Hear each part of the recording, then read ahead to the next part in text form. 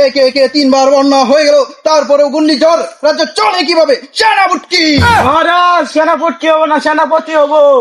ও না, সেনাপতি কোথায়? সেনাপতি আদেশ করুন মহারাজ। সেনাপতি, রাজ্যের খবর কি?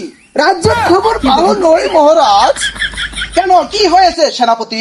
রাজ্যের প্রজারা না খেয়ে আছে মহারাজ।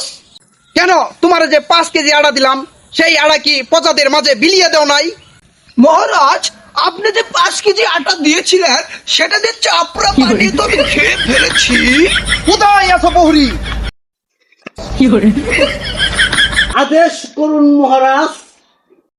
কি আর কবো, সেনাপতিকে 5 কেজি আটা দিয়েছিলাম, সে চাপড়া বানিয়ে খেয়ে ফেলেছে। মহারাজ সেনাপতি যেহেতু ভুল করে ফেলেছে, এইবার দায়িত্বটা আমাকে দিন। প্রহরী, যাও আমার কক্ষ থেকে 5 কেজি আটা নিয়ে প্রজাদের মাঝে বিলিয়ে দাও। আজ্ঞা মহারাজ, আমি তাই করছি। চলো, আজকের মতো আমরা বিশ্রাম কক্ষে চলুন। চলুন মহারাজ।